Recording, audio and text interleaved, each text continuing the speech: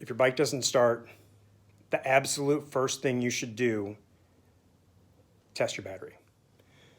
Day 115 of 2020. There's probably been 200 posts already this year of my Honda Ruckus won't start. So let's talk about batteries.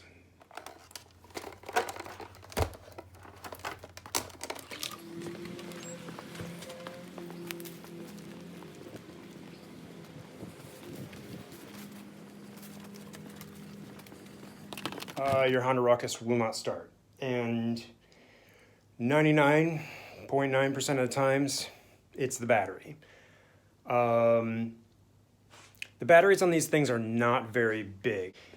The other problem is that the alternator, if you're familiar with cars, on the Ruckus, which is actually not an alternator, but an alternator on a car, when the engine turns the alternator, it creates electricity that powers the car, charges the battery.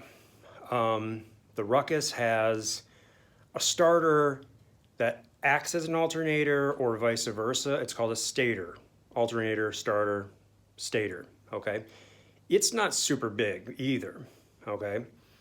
So it doesn't charge the battery like super well, but more importantly, when you ride below 25 miles an hour or you're stop and go, you go to like 7-Eleven, you're like 2 minutes away, just, mosey over there, 10, 15, 20 miles an hour, turn the bike off, you start the bike, you go over your buddy's house that's 2 or 3 minutes away, turn the bike off, start the bike.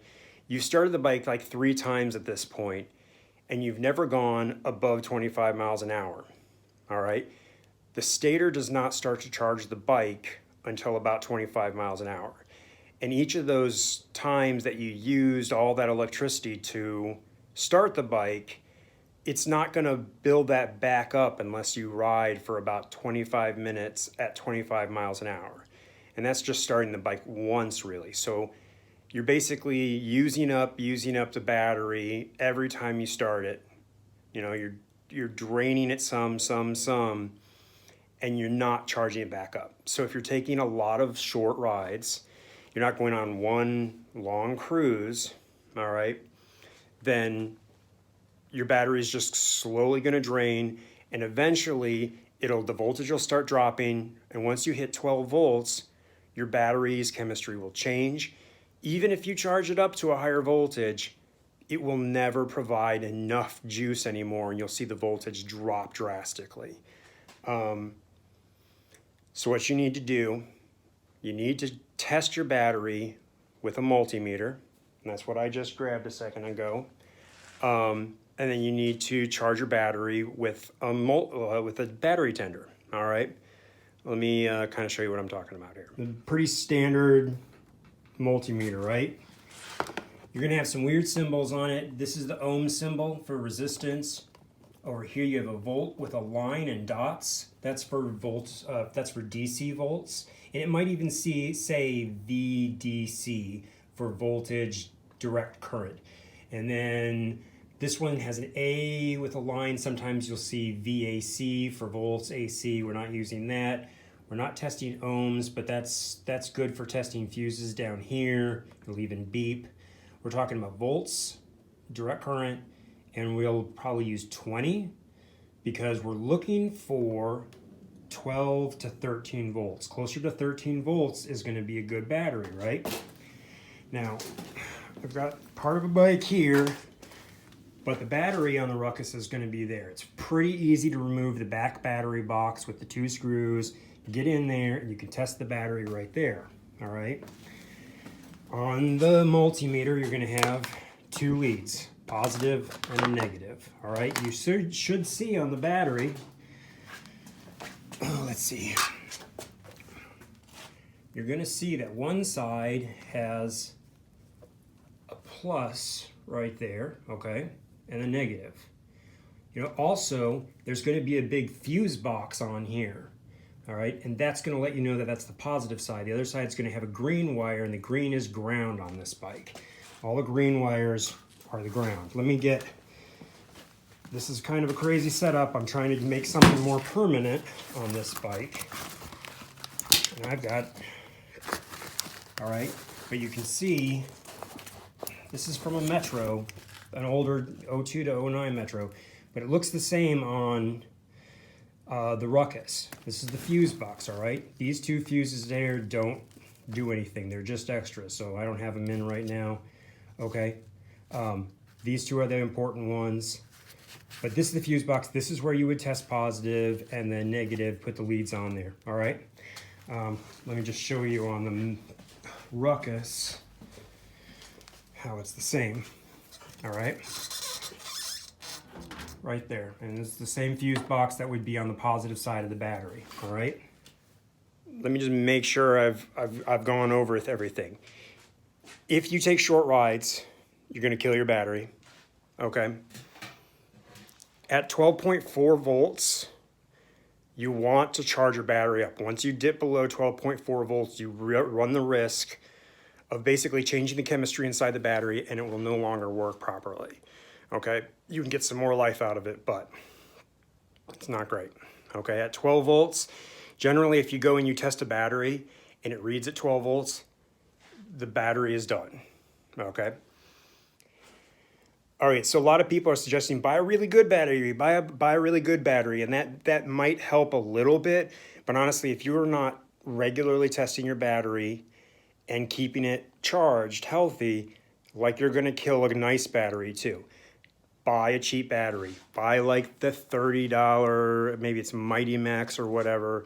Like batteries, lead acid style batteries, which is what we mostly use, they've been around for a long time. You don't need something super fancy as long as you don't kill your battery.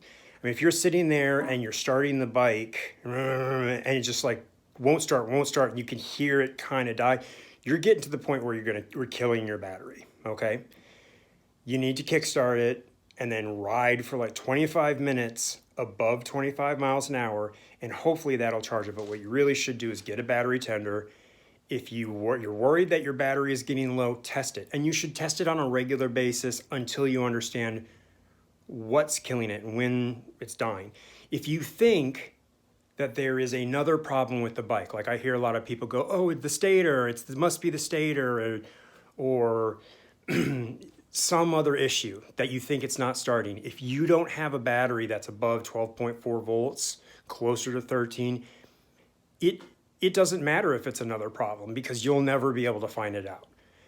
The only way to figure out if your bike has another problem is to have a good, healthy battery first and then do everything else. So even if it was another problem, and 99.9% of the time it's the battery, even if it was something else, you need a good battery to diagnose that issue, okay?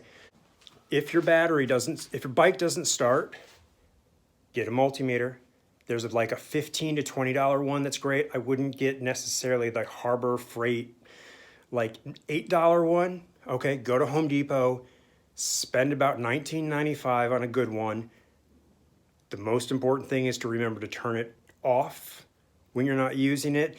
If you do that, the 9-volt battery inside your ohm meter, your multimeter, will last a really long time, okay? Just a little tip there. Okay, test your battery. You want to see at least 12.4. Anytime you get close to 12.4 volts, anytime the bike is not quite starting, charge the battery with a battery tender. Get the quick connect. The quick connect will attach to the battery and then you can string it out of the battery box so it's always available to you. So that way you can just plug it into the battery tender. Also on the two open leads, see if I can find mine.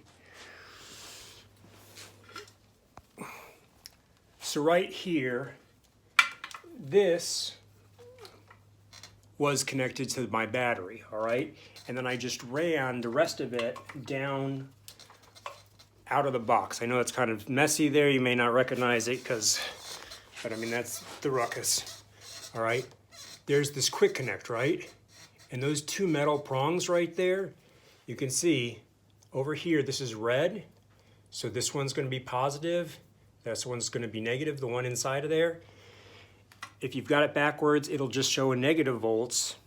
It'll still be the same number, okay? But the point is that you can test the voltage of your battery on that, and you can charge through that. So, like I said, the cheapest, the little wall plug-in battery tender will be great. And get the quick connect for it. It'll look a little different than that one. And you can charge your battery, keep it up. You can keep it on the charger if it's going to sit for all winter and stuff like that. That's what they're designed to do. They tend the battery. Sure, and you can, so if you want to get a $150 battery, it might be a little bit better and it might be a little nicer, but you can kill it just the same by not taking care of it, okay? If your bike doesn't start, the absolute first thing you should do, test your battery.